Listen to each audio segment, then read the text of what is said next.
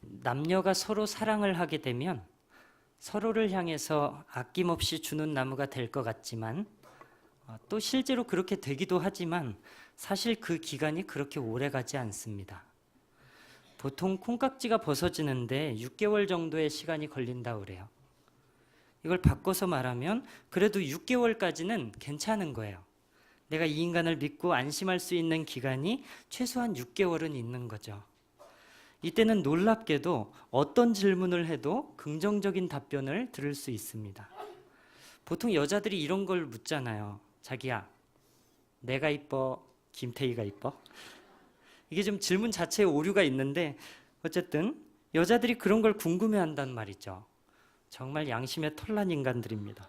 근데 놀랍게도 이 연애 초반에는 당연히 자기가 더 이쁘지라고 하는 경이로운 대답이 돌아와요. 혹시 형제가 교회에 다닌다고 너무 솔직하게 당연히 김태희가 이쁘죠. 자매님 거울 안 보세요? 라고 해버리면 당장에 그럼 걔랑 사귀지 왜 나랑 사겨? 라고 쏘아붙일 게 뻔한데 여성분들 모든 남자들이 그럴 수만 있으면 김태희랑 사귀겠죠. 뭘 그런 걸 물어보십니까? 제 생각엔 남자들이 여자보다 더 빨리 죽는 이유는 이건 것 같아요. 화병. 정답은 김태희가 뻔한데 다 알면서도 얘기할 수 없는 그 고통, 이게 얼마나 암덩어리겠습니까? 아무튼 연애 초반에는 그런 달달한 이야기들이 오가는데 만약에 동일한 사람에게 한 3, 4년이 지나서 다시 그 질문을 하면 어떻게 될까요? 만약에 결혼을 하신 여러분들이 입술에 빨간 립스틱을 바르고 자기야, 설현이야, 나야 라고 물어보면 어떻게 될까요? 아마 성질 급한 분들은 바로 K1을 시작할지도 모르겠어요. 매너가 좋은 분들도 우리가 왜 그걸 해야 되는데? 라고 물어보거나 이렇게 아직 흥분이 가시지 않은 목소리로 얘기하겠죠. 이상한 일입니다. 처음에는 간도 쓸개도 다 빼줄 것처럼 그렇게 헌신적이던 사람이, 항상 나를 먼저 배려하던 사람이 이제 어느 정도 관계가 발전했다 싶으면 조금씩 변해요. 처음에는 그가 분명히 아낌없이 주는 나무였는데 갈수록 서로 주고받는 나무가 되려고 그래요. 그러다가 나중에는 받기만 하는 나무로 변해가죠. 그러면 사랑이 식었다고, 사람이 변했다고 서운해들 하시지만 어쩌면 진짜 사랑이 식었기 때문이 아니라 그 둘 사이가 가까워진 것만큼 상대에 대한 나의 기대치가 높아진 것에서 오는 서운함일 수도 있겠습니다. 한 트위터 사용자가 이런 얘기를 했어요. 심리학자들에 의하면 외로움과 우울증은 아무도 나에 대해 신경 쓰지 않을 때 생기는 게 아니라 나를 챙겨줄 거라고 기대했던 사람이 나에 대해서 신경 쓰지 않을 때 찾아온다. 관계가 발전하면 발전할수록 내가 상대방에게 기대하는 그 기대치도 함께 높아지죠. 내가 이 사람과 관계가 거의 없으면, 친밀하지 않으면 그에게 아무런 기대도 하지 않습니다. 별로 친하지 않은 사람에게 도움을 요청했다가 거절당하면 그러려니 합니다. 아무렇지도 않아요. 어차피 큰 도움을 기대하지 않았으니까요. 그런데 서로에 대해서 잘 알고 나와 꽤 친하다고 생각했던 사람에게 도움을 요청했는데 거절당하면 그것은 나에게 큰 상처로 다가옵니다. 그 사람에 대한 기대 심리가 있기 때문이겠죠. 관계가 깊으면 깊을수록, 친하면 친할수록 그 사람에게 기대하는 마음도 그만큼 커지는 것이니까요. 우리가 남보다 가족에게 더 상처를 크게 받는 것도, 더 쉽게 서운해지는 것도 사실 가족들에 대한 나의 기대치가 남들에 비해서 더 높기 때문일 것입니다. 그 사람과 나와의 관계를 생각하면 이 정도쯤은 충분히 들어줄 거라고 생각했는데 그 사람이 내 기대에 미치지 못하면 서운해지는 거죠. 그 정도도 이해 못 해줘? 야, 이것도 못 들어줘? 갈수록 서운한 거 투성입니다. 처음에는 일방적으로 사랑을 주기만 하던 사람도 시간이 지나고 관계가 깊어지면 동등한 사랑을 요구해요. 내가 이만큼의 사랑을 줬으면 그 사람도 나에게 이만큼의 사랑을 줘야 되는 거예요. 그렇지 않으면 그게 또 서운합니다. 오늘 우리가 함께 읽은 이 시편 73편의 기자 역시 하나님에게 서운한 마음을 갖게 되었습니다. 그는 하나님께 실망감 혹은 배신감을 느끼고 있어요. 이 사람이 처음부터 그랬을까요? 아니요. 1절을 보니까 본문의 기자와 하나님과의 관계가 원래는 아주 좋았다는 것을 알 수 있습니다. 그는 이야기합니다. 하나님은 참으로 그의 백성들에게 선하신 분이다. 1절에서 고백하고 있죠. 시편 기자는 주님의 선하심에 대해서 이야기하는 것을 좋아했어요. 그는 주님을 자랑하는 것이 삶의 즐거움이었습니다. 평상에 모여서 사람들에게 이야기합니다. 여보게, 자네 예수 믿는가? 예수님은 너무 멋진 분이라네. 하나님은 그의 백성들을 말이야, 창세기에 보니까 이렇게 도와주시고, 또 출애굽기에서는 이렇게 도와주시고, 레위기에서는 또 어떤지 알아? 자네도 왔어? 여기 잠깐만 앉아보게. 나는 자네가 꼭 예수 믿었으면 좋겠네. 이렇게 한 사람 한 사람에게 주님을 자랑하다 보면 시간 가는 줄도 몰랐어요. 아마도 그에게 있어서 신앙생활은 삶의 큰 기쁨이자 원동력이었겠죠. 근데 그 시점이 언제인지는 모르겠지만 언젠가부터 그는 자기의 사랑이 어쩌면 짝사랑일지도 모르겠다는 생각을 하게 됩니다. 내가 하나님을 사랑하는 것만큼 하나님께서는 나를 사랑하시지 않는 것 같다. 이런 마음을 갖게 됐어요. 내가 하나님을 생각하는 것만큼 하나님은 나를 생각하지 않는 것 같다. 잘 나가다가 갑자기 왜 그럴까요? 우리는 본문을 보면서 이 사람이 몇 가지 어려움 가운데 있다는 것을 확인할 수 있습니다. 전체적인 글에서도 느껴지는 거지만 이 사람이 되게 안 풀리는 것 같아요. 예수는 잘 믿는데 이상하게도 복은커녕 안팎으로 어려운 일들이 쌓입니다. 그것도 그냥 자잘한 문제들이 아니에요. 14절을 보니까 나는 종일 재난을 당하며 아침마다 징벌을 받았도다 라고 말합니다. 이 사람이 지금 겪고 있는 일들이 어느 정도 수준의 것인지를 얘기하고 있는 거예요. 나는 종일 재난을 당한대요. 아침마다 징벌을 받는답니다. 지금 겪고 있는 고통이 얼마나 컸으면 나는 살아도 사는 게 아니야. 나는 하루 종일 재난을 당하는 것 같아 라고 얘기를 했겠어요. 얼마나 힘들었으면 나는 다음날 아침을 맞는 게 두려워. 꼭 벌을 받는 것 같거든. 이런 넋두리를 하겠습니까? 그의 하루는 한마디로 표현해서 재앙이에요. 그는 다음날 아침을 맞는 것이 꼭 벌을 받는 것처럼 무섭고 싫어요. 왜 저희도 그럴 때가 있죠? 자리에 누우면서 다음날 아침이 오는 것이 싫을 때가 있잖아요. 이 사람은 재앙이라고밖에 표현할 수 없는 그런 어려운 사정 가운데 있습니다. 그의 고통이 정확히 무엇이었는지는 잘 모르겠어요. 몸이 아픈 것일 수도 있고 정신적인 고통일 수도 있고 어쩌면 가난일 수도 있습니다. 그러나 그가 하는 말을 전체적으로 종합해 보면 그는 지금 건강상의 문제와 물질적인 어려움, 그 모든 것들을 동시에 당하고 있는 것처럼 보입니다. 그러나 그를 더욱 힘들게 하는 것은 따로 있었어요. 그것은 세상의 비웃음과 조롱이었죠. 세상이 나에게 하는 말을 듣자니 너무나 속상한 거예요. 세상 사람들, 하나님을 믿지 않는 사람들, 본문에서 교만한 자들이라고 표현된 그 사람들이 시편 기자를 향해서 조롱하기 시작합니다. 야, 어이, 예수. 야, 너 좋겠다. 너 예수님한테 아주 뒤통수 제대로 맞았네. 이게 네가 맨날 자랑하던 그 예수님이구나. 그 좋으신 양반께서 너한테 왜 그랬을까? 너무 찍힌 거 아니야? 너 맨날 그렇게 교회에서 살더니 아주 제대로 망했네. 다시는 나한테 예수 믿으라는 그런 얘기 꺼내지도 마. 너무 끔찍하다. 야, 내가 진작에 알아봤어. 너 예수한테 미쳐가지고 그렇게 빠져있을 때부터 진작 알아봤다고. 예수님이 좋은 분이라며. 근데 넌 왜 그래? 나 봐봐. 예수 안 믿어도 얼마나 잘 살아. 이번에 우리 주식도 대박 난 거 알지? 그러니까 너도 빨리 그거 이제 그만하고 정신 차리면 좋겠다. 하나님을 모르는 그런 교만한 자들에게서 이러한 조롱을 듣고 오는데 여기 가슴이 콱 얹히는 거예요. 하나님에 대해서 모르면 함부로 이야기하지 마. 네가 예수님에 대해서 뭘 알아? 무슨 뜻이 있겠지. 그렇게 얘기하고 돌아오는데 얹힌 속이 풀어지지가 않습니다. 이 가슴에 돌덩이가 앉은 것처럼 무겁기만 합니다. 너무 화가 나고 너무 분한데 제대로 대꾸를 못했어요. 실제로 저 사람들은 잘 살고 건강하니까요. 나는 내가 봐도 꼴이 말이 아니에요. 집으로 돌아오면서 그 사람이 했던 말들을 곰곰이 되씹어 봅니다.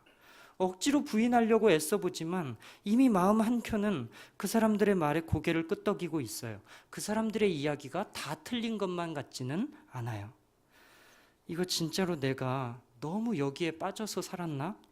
그런 생각마저 들기 시작합니다. 본문을 지은 시편 기자는 다윗 시대에 이스라엘의 성가대장을 지냈던 아삽이라는 인물입니다. 종교국가인 이스라엘에서 하나님을 찬양하려는 사람들이 얼마나 많았겠어요? 그런데 그 많은 사람들 중에서 성가대의 장을 지냈다면 이 사람이 얼마나 주와 교회를 열심히 섬긴 사람이었는지 짐작이 되지 않습니까? 이 사람이 얼마나 많은 헌신을 해왔겠어요? 얼마나 교회 일에 충성하고 봉사했겠어요? 그러니까 더 이상한 거예요. 내가 맨날 탱자탱자 놀고 목사님 속이나 썩이고 교회에서 문제나 일으키고 그랬으면 또 몰라요. 그렇게 성실하게 그렇게 열심히 하나님만을 섬겨왔는데 왜 나는 이렇게 힘들고, 하나님 믿으라고 하면 콧방귀나 끼는 사람들, 교회 욕이나 하고 돌아다니는 저 사람들은 왜 저렇게도 건강하고 넉넉하게 잘 사는지 도무지 모르겠는 거예요. 그 이유를. 나는 오늘도 생활비가 모자라서 쪼개고 또 쪼개고 욕먹어가면서 깎고 또 깎고 그렇게 궁상 진상 다 떨면서 살고 있는데 왜 저 하나님을 무시하는 사람들은 도리어 더 떵떵거리면서 잘 살고 있느냔 말이죠. 그 사람들 앞에서 왜 내가 초라해져야 되죠? 나는 하나님의 자녀잖아요. 하나님 우리의 아버지라면서요. 그것도 그냥 아버지예요? 이 세상 다 하나님 거 아닌가요? 하나님이 마음만 먹으면 나 부자로 만드는 거 어려운 일 아니잖아요. 나 건강하게 해주는 거 그게 그분한테 뭐가 어려운 일이겠어요? 하나님이 적어도 저 사람들보다는 나를 더 건강하게 만들어 주셔야 되는 거 아닌가요? 적어도 저 사람들, 저 나쁜 사람들보다는 나를 더 부자로 만들어 주셔야 되는 거 아닌가요? 그런데 주님이 지금 그렇게 하고 계시지 않는 거예요. 내 고통이 보이지 않고 내 부르짖음이 들리지 않는 것처럼 그렇게 주님은 한없이 침묵 가운데 계십니다. 생각이 거기에 이르자 이 사람은 믿음을 가졌던 지난 날들을 후회하기 시작해요. 본문 13절을 보니까 이런 이야기를 합니다. 내가 내 마음을 깨끗하게 했던 것, 내가 내 손을 씻어서 무죄하게 지냈던 것이 실로 헛되도다. 실로 부질없도다. 평생 하나님만 믿겠다고 다짐하면서 시작했던 걸음이에요. 주님만 바라보면서 살겠다고 고백하면서 출발했어요. 근데 어쩌면 이제라도 이 길을 더 가지 않는 것이 나을지도 모르겠다는 생각이 밀고 들어오는 거예요. 나도 차라리 저 사람들처럼 불의하지만 부자로 사는 것이 이렇게 가난하고 힘든 크리스찬으로 사는 것보다는 낫겠다.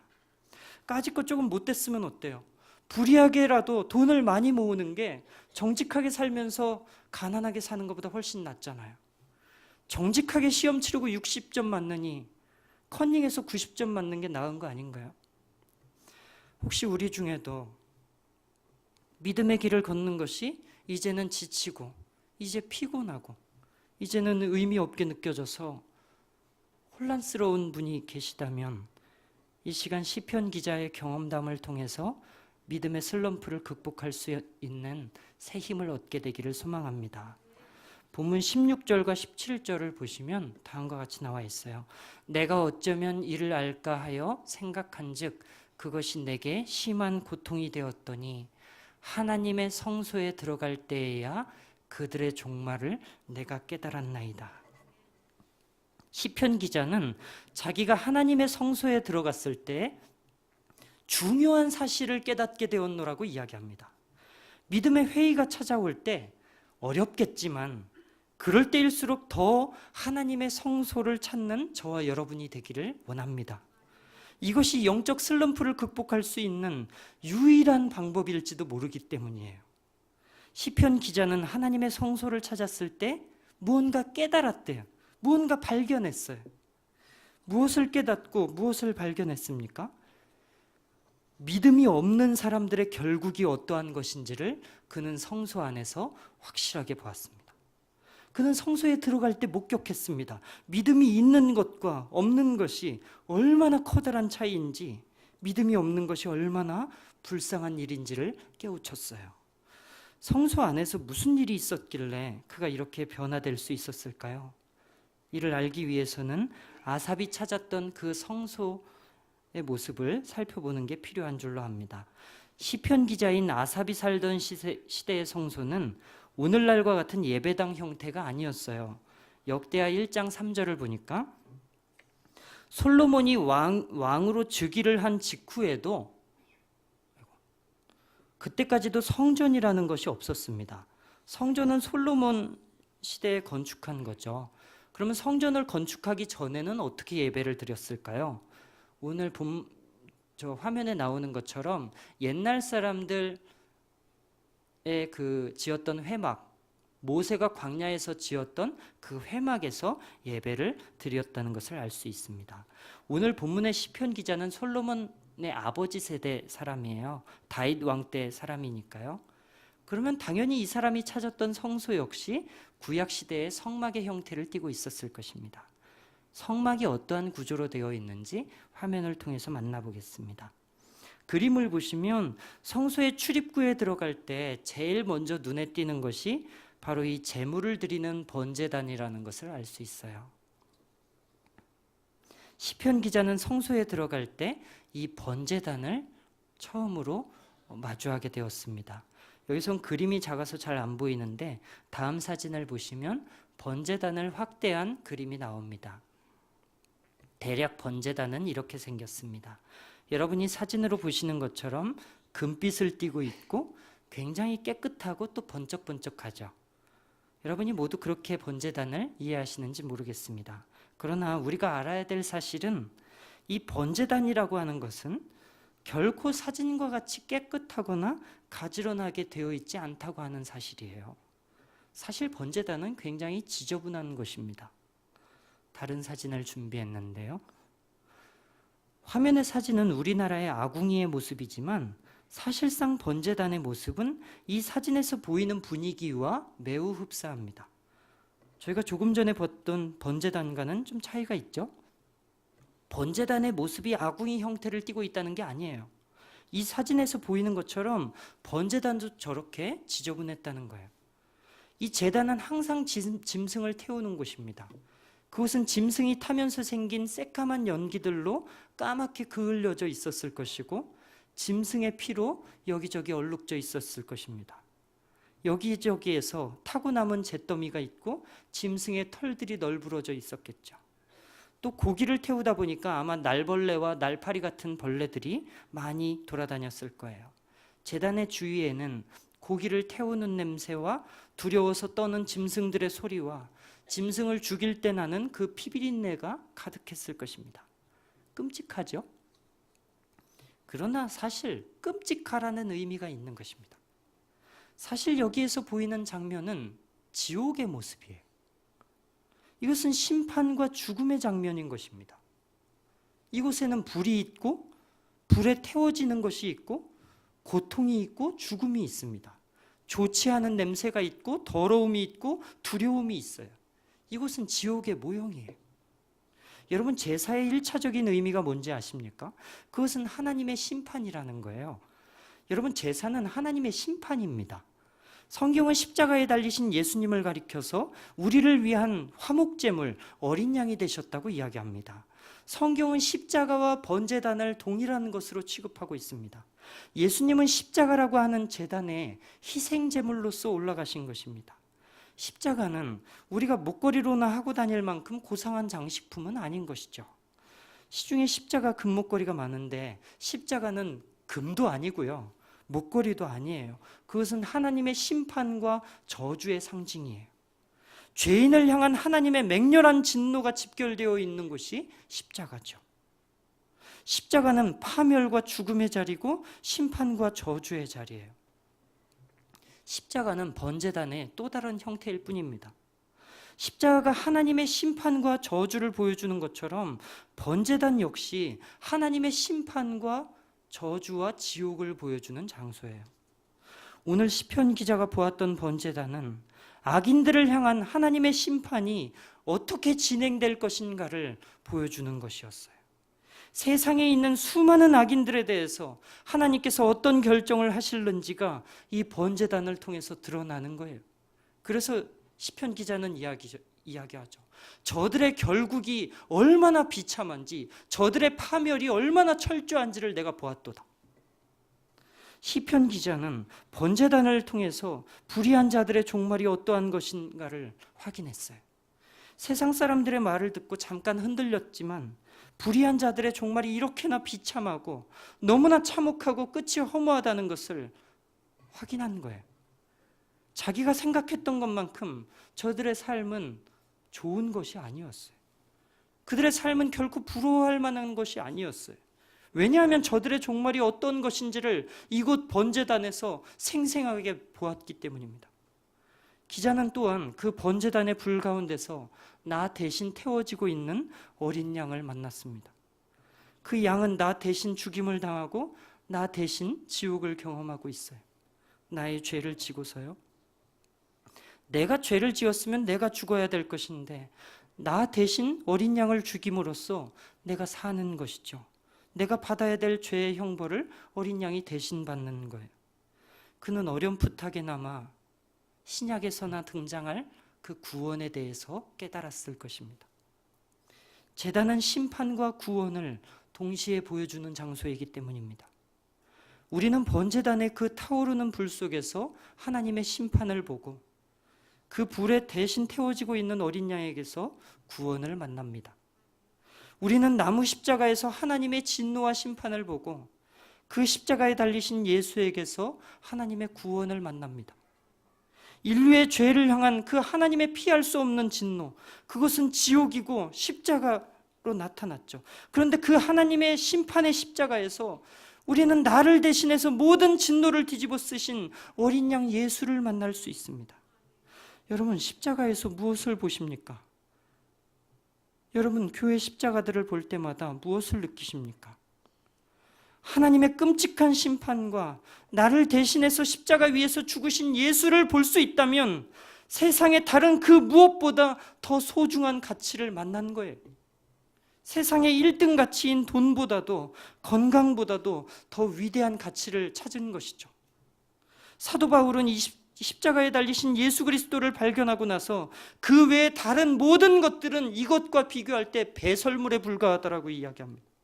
십자가와 거기에 달리신 예수 그리스도의 진리가 다른 그 무엇보다도 비교할 수 없게 소중하기 때문이죠. 어린 양에게서 하나님의 구원을 본 시편 기자는 이야기합니다. 만일 누구라도 그에게 하나님이 있고 예수 그리스도의 구원의 은혜가 있다고 한다면 그의 삶은 다른 누구보다 낫다고 하는 거예요. 26절을 보니까 내 육체와 마음이 쇠약하지만 하나님은 내 마음의 반석이시요 하나님은 나의 영원한 분깃이시라 라고 이야기합니다. 분깃이 뭡니까? 다르게 말하면 내가 가진 모든 재산입니다. 시편 기자는 내 모든 재산은 하나님이다 라고 이야기하는 것입니다.